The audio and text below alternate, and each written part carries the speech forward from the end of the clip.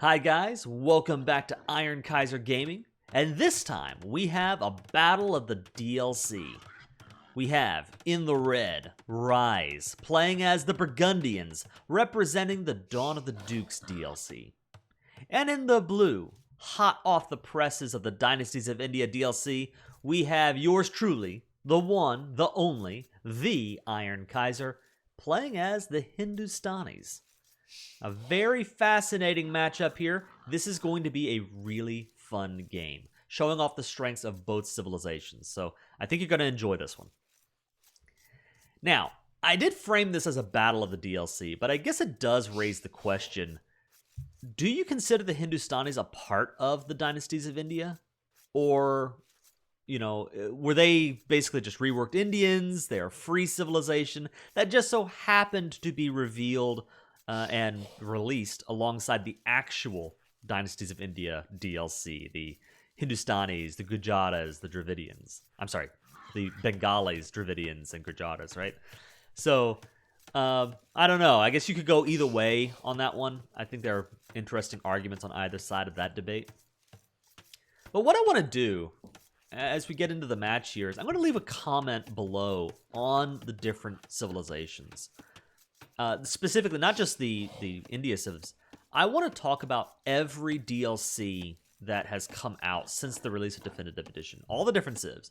The Sicilians, the Burgundians, the Bohemians, the Poles, the Indian civs. What do you guys think about the civilizations that have released so far in these different expansion packs? Because when Definitive Edition first came out, the devs thought that was going to be it. They had said, we're not planning on releasing any expansions. This is the final chapter, essentially. We want to support this, but, this is it. And then they saw the fan outcry. They people wanted more. And that inspired them to give it a shot with with Dawn of the Dukes. No, Lords of the West, I'm sorry. And, people ate it up. Right? So I think it has been, at least from a commercial perspective, a wild success. I, for one, love the civilizations. I love every single one of them and what they bring to the table. They are really neat civs. But I'm curious as to your thoughts. What do you guys think about, do you see maybe a difference in quality from DLC to DLC? Or, if you break them down civ by civ, what are your opinions? Right? I might go into some more thoughts in my comment below, but feel free to share with me your thoughts. I'm really curious as to what you guys think. And I guess while I'm talking about YouTube and all that, I'll just say, if you would, like the video, subscribe to the channel.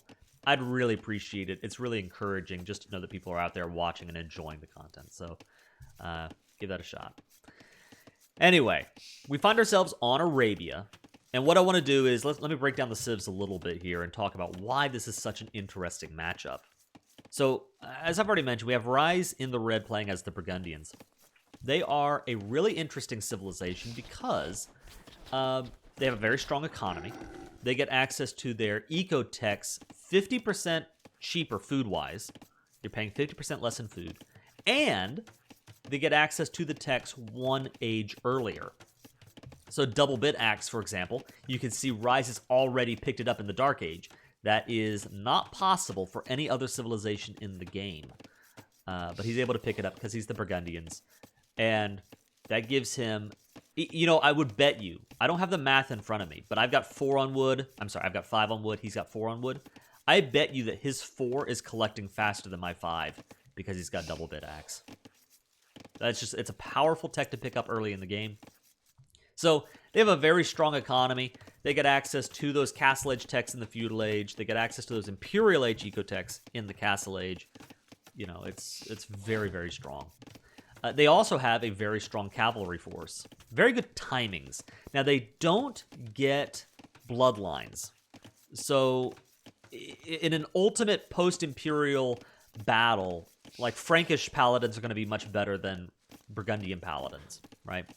But they get access to the Cavalier in the Castle Age, which is normally an Imperial Age unit, and their stable techs are all 50% cheaper. So you get Cavalier in the Castle Age, which makes them very strong, and in the Imperial Age, it is much, much easier to pick up the Paladin tech and start using Paladins. So the Burgundians feel like a civilization that, at least as far as their stables are concerned, they have good timing attacks. You know, they have these windows of opportunity where they have some of the best cavalry in the game. Maybe not ultimately in the final say of things, but they can get to their strengths much easier than other civilizations can.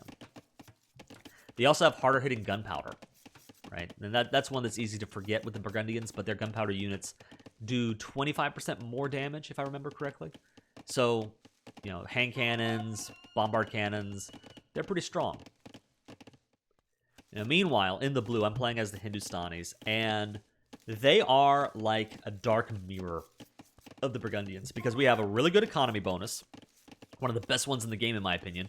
Your villagers are cheaper throughout the ages. So, you know, you start off, if I remember right, it's 10% cheaper in the Dark Age, and then 15, 20, 25% cheaper. My percentages may be off there, but, you know, you have cheaper villagers throughout the ages. And then you have a really strong cavalry, and not just cavalry, but specifically camels. Because your camels do, let me see, in the case of the Hindustanis, they attack faster, if I remember right. I'm going to double check this because they're brand new. Camel riders, yes, attack 25% faster. And camels, alongside scouts, do 2 additional bonus damage against buildings. So if you find yourself on the offense with your camels, you're going to be doing a much better job of that than generic Chinese camels, for example, or Byzantine camels, right? So we've got really good anti-cavalry options, and we also have gunpowder units with additional melee and pierce armor, +1 melee, +1 pierce armor. Yes, all gunpowder units. So again, that's your gunpowder, your hand cannons, and your bombard cannons. And then on top of that, you have access in your castle to Chautauqua, which gives your hand cannons additional range, and Grand Trunk Road. Grand Trunk Road, which helps you collect gold faster. All sources of gold income collect faster with that tech. So we're really strong. I think a really good option going into the Burgundians, especially if the Burgundian player decides to lean heavy into their cavalry. We've got a response for that with our camels. I was experimenting and trying out some kind of men-at-arms rush. I don't think it really panned out. I got 1 Vil kill, which is nice. And it makes me feel like it wasn't a total loss, but I lost my scout, and I lost 3 infantry units. Now, what it did give me, this doesn't show up on the scoreboard, but it did clue me in that Rise is going with a scout rush. You know, he's got 3 scouts up, so I need to be ready to respond to that. And you do see I already have queued up spearmen. I want to respond and be able to push off whatever he hits me with. So, that part, I'm almost going to say, is worth it. You know, I do have this Vil lead here. I don't have quite as much idle TC time as he does, and, you know, so I've got a Vil lead. I want to maintain it. And so that's what the spears are for. And if I would say, if I can repel the scout push without losing anybody, then I am, you know, in good spots, even with losing those Vils. Having said that, I've made a mistake, guys. I've made a mistake. In my eagerness to pick up, you know, to get to the next age and keep the eco going, I didn't pick up Loom. And this moment right here is a noob moment that just demonstrates how important it is to get Loom. It is tempting to skip it. You say, hey, if I don't get Loom, that gives me more time to produce Vils, keep the economy going.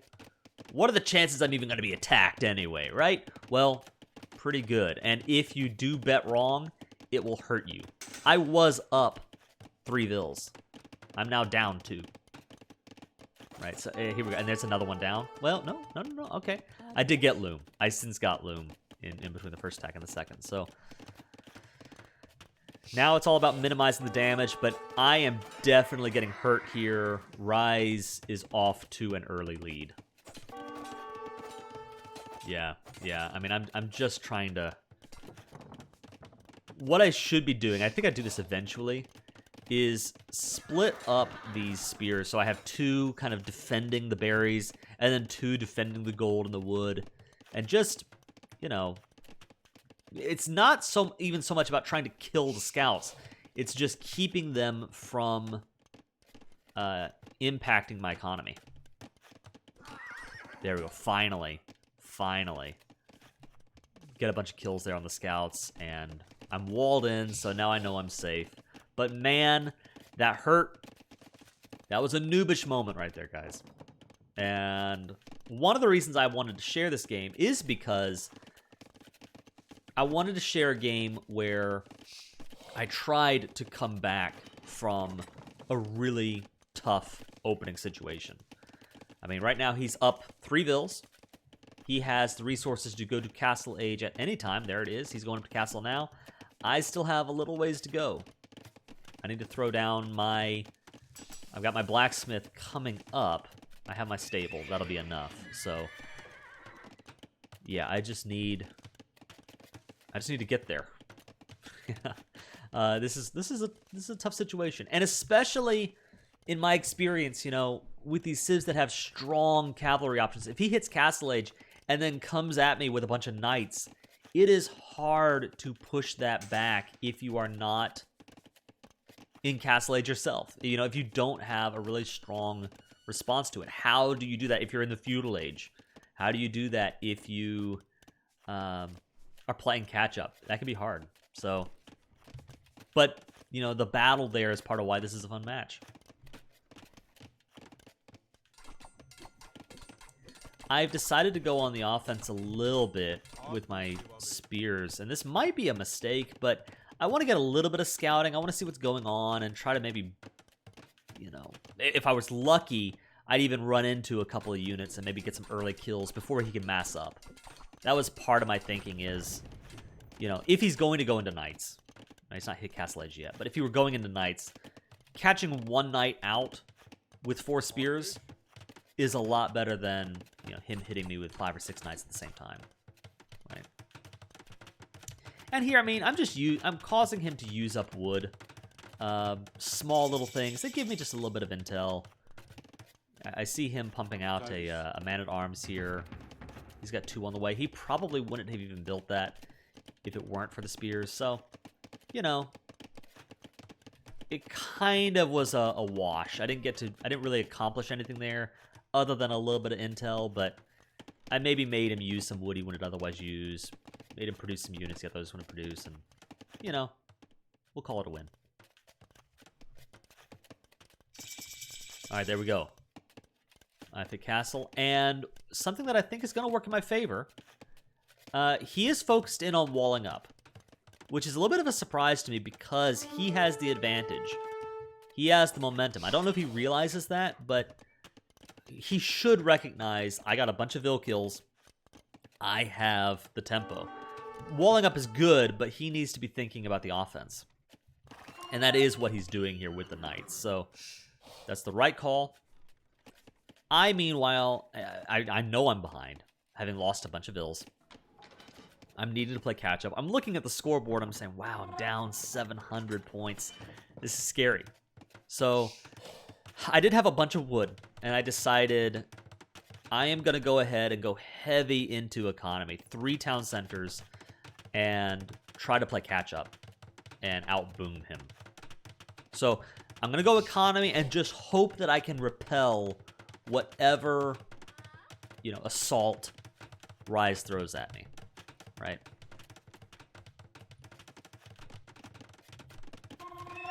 Now here is my secret ingredient. Camels, right? Remember, we have faster attacking camels. So my hope is, I'm crossing my fingers and going, Rise, please go typical, traditional, play to your strengths, you know? You have Cavalier in the Castle Age. That is an incredible opportunity. It's a great tool in the Burgundian toolkit. Go and use that because I have a tool in my own toolkit that can respond to that. So, you know, hopefully you go heavy into cavalry. And, you know, we can see from our bird's eye view that, yeah, he's got a couple of men-at-arms, but for the most part, it's cav. And that means that I can stall him out in the short term while getting my economy going. I've got camels, I have spears. And this is pretty good. This is a situation where I think what we're seeing is, at least in the short term, just because you are losing, and I am losing right now, but just because you're losing doesn't mean that you've lost. So we're playing catch up. I have taken the Ville lead. And he's got 2 town centers up himself, but I've got 3. So if I can keep my 3 going versus his 2, we're in a good spot. I sent the camels out. I was trying to catch his knights out. And here, because I still feel behind. Now we can see I'm actually ahead in the Ville count. That's like, I don't know that. I'm thinking I'm still behind. I'm 500 points beneath him. Ouch, garrison. All right. The camels are going to go for a little bit of some raids themselves. Try to even this up some. Yeah, this is the opportunity that comes with, you know, counter raiding and just trying to get some pressure off of my base. And that worked.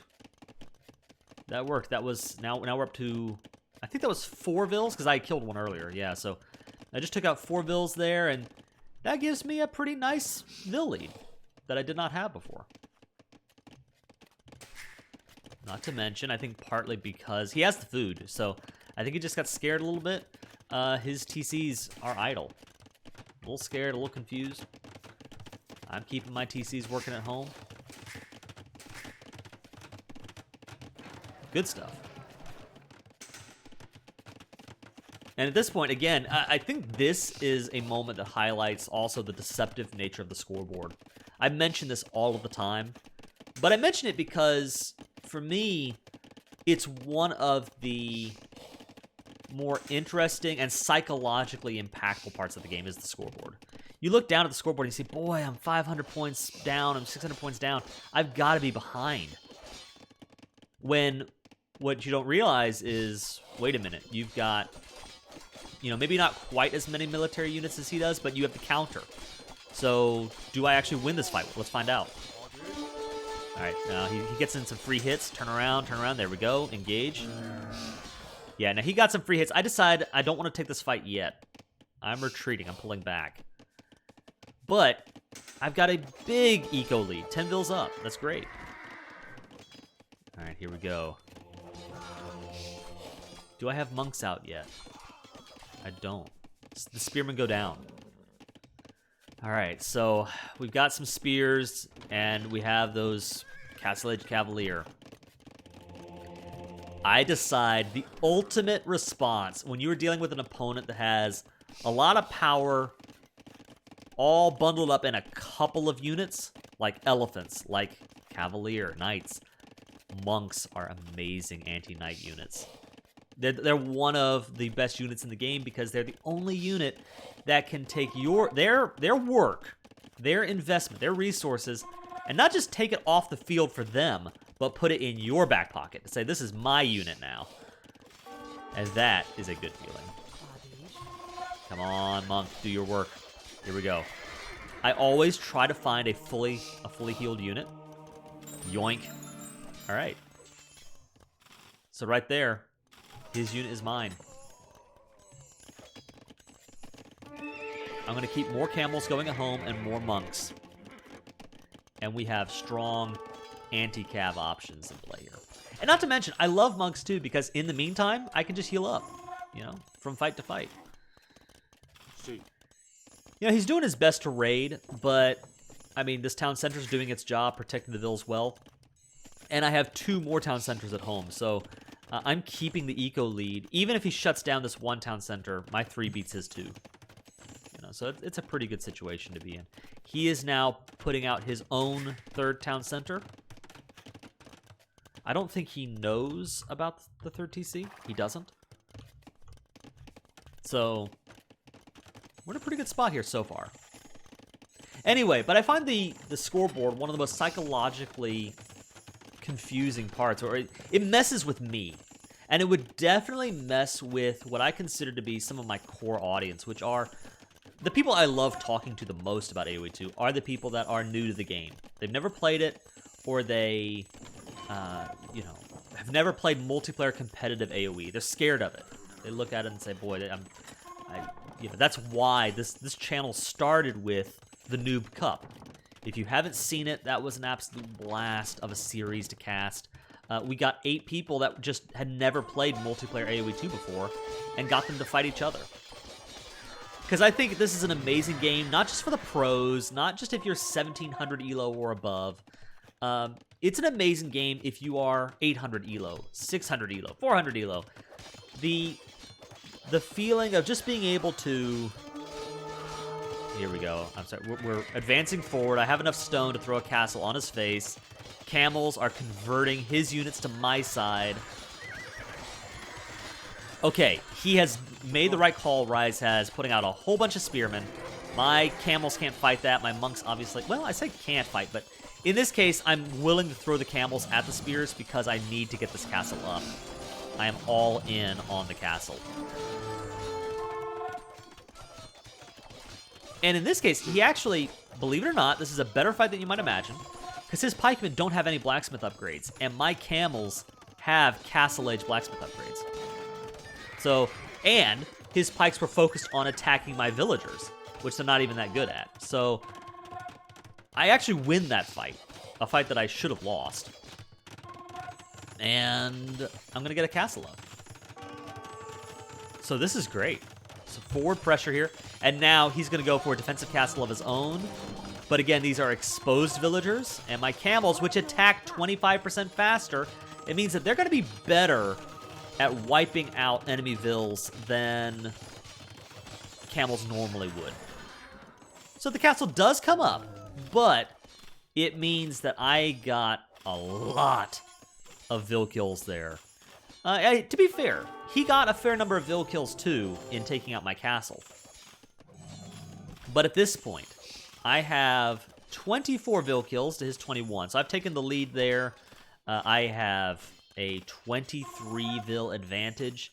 And I've got an offensive castle in his face versus his defensive castle. So that's pretty good. Now, here's what I'm thinking.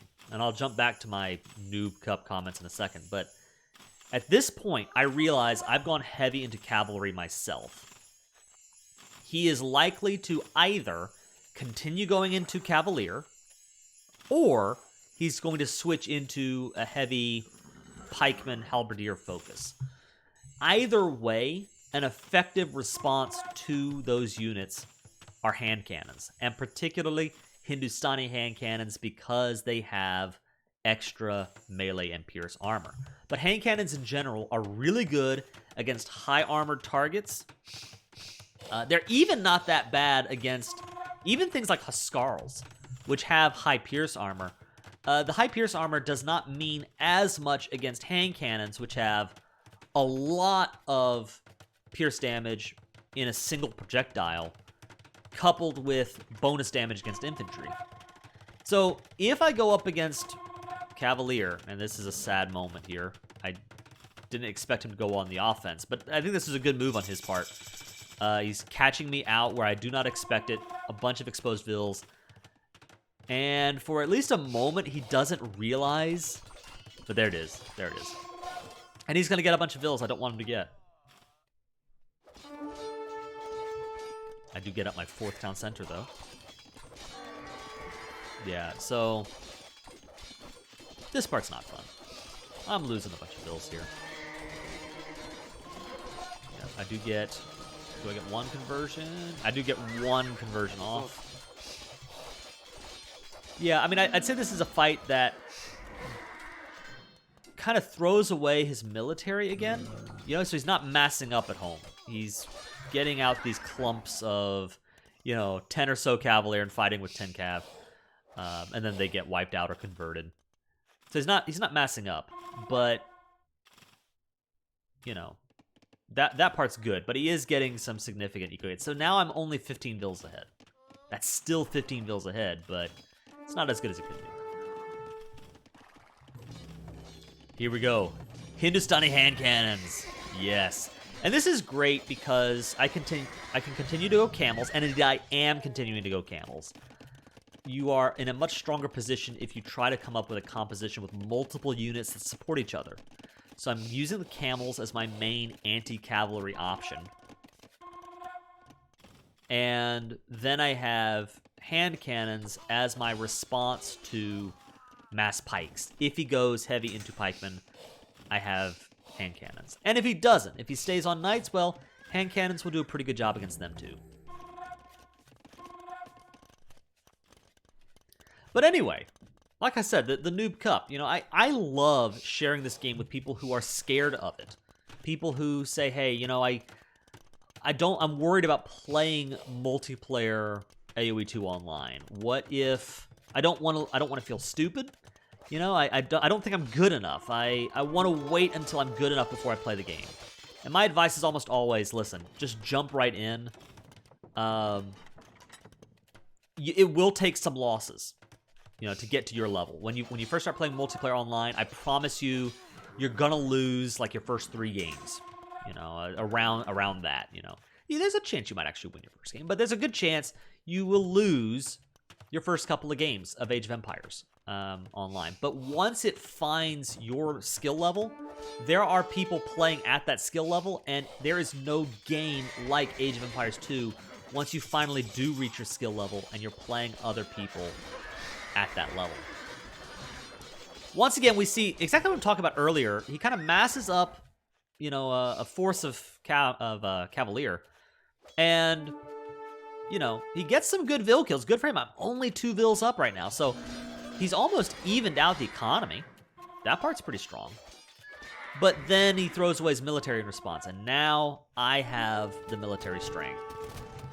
Hand cannons. Boom, boom, boom, boom, boom, boom. They do bonus damage against infantry. They have a lot of damage, period. And I have Trebs out. He does not have Trebs out. So here, I have Trebuchets ready to knock down his castle and secure dominance of his side of the map. All right, here we go.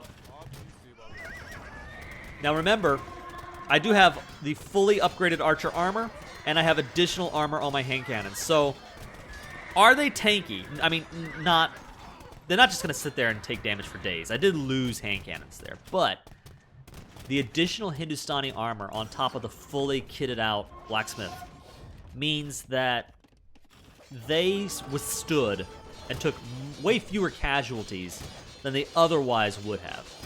Right, he's got halberdier. I need to pull back with my cavalry and then wipe those units out with my hand cannons. Or at least push him back so my trebs can continue to do treb work, right? So, for newer players, for even, average players like myself, the scoreboard is scary. You know, and in the early game, it's easy to read it and get the wrong impressions.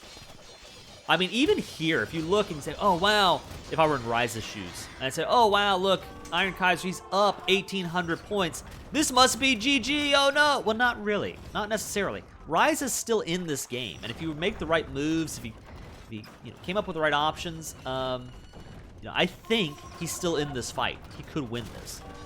Now, I definitely have the momentum. I think the scoreboard is telling the correct story there. But could he win this? Yeah, I think he could. All right. So, what would I do if I were Ryze? I probably would go heavy siege onager. I don't know if I would go onager. I don't know if the Burgundians even get siege onager, but I would go heavy to siege and use that to counteract the hand cannoneers and the camels at the same time. Back them up with, halberdier. Because I don't want the camels rushing the siege. But, yeah. So, I'm thinking about putting out a video on, how to get started playing Age of Empires 2 online. Like, what kind of advice would I give to somebody to just begin playing the game? Because it is a lot of fun for people of every skill level. I truly don't think you need to wait until you're good enough to start playing, right? Now, at this point, I've got about a 20-ville eco lead and double his military. I don't know that yet. I don't realize it. I'm trying to, you know, I took some losses there militarily, so I'm trying to build my units back up. He's got Paladin now, so, you know, his cav are much stronger. But here we go, camels. Go do camel things. All right, yes. Camelroo! Yeah. Now I gotta take out the paladins while avoiding the halberdier. So here, this is a good fight. You know, again, that extra armor. I love the Hindustani extra armor, man. That was awesome. And I don't think that halberdier would have done a lot of damage to hand cannons anyway, but they would have done a lot more. They might have gotten more kills there if it weren't for the extra armor. So here we go. Fight. Yep. 1, 2.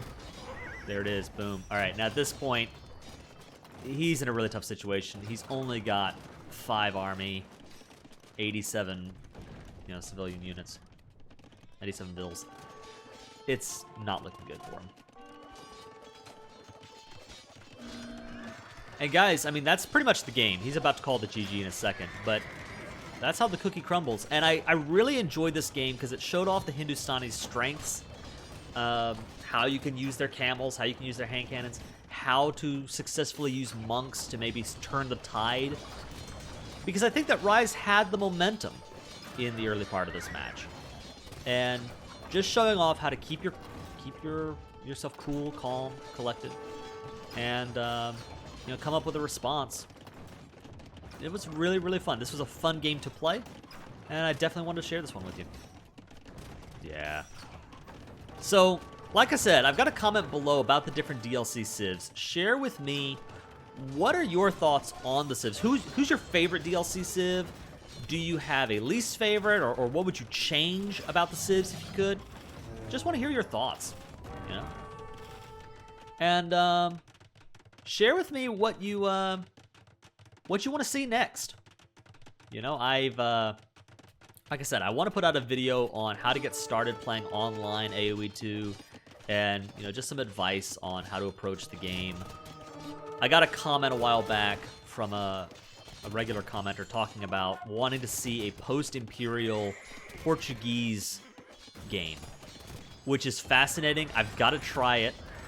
I'm particularly interested because that's not my typical playstyle. I am not the kind of guy that goes straight into post-imp battles, but trying to make that work should be interesting. So I need to give that a shot and see what I can pull off. But let me know what you guys are interested in and looking forward to. Yeah, I mean, any second now. He has no army. He's out of gold, so trash is kind of his only option at this point. And yeah, there we go. That's town center number 2 down. No, I'm sorry, town center 3. 1, 2, 3. He's got 1 in the back. And I gotta give Rise this much credit. I'm always impressed with people who, kind of like MBL, they cockroach it up. You know, he was able to keep producing and keep the economy going, you know. He didn't let himself get holed in, and I think that's a strength. That's something I've got to work on myself, is trying to box in my opponent better. But anyway, guys, this was a really fun game. Thanks so much for watching. Really appreciate it. Like the video, subscribe to the channel if you will. I really appreciate it. Thanks so much, guys. This is the Iron Kaiser, signing out.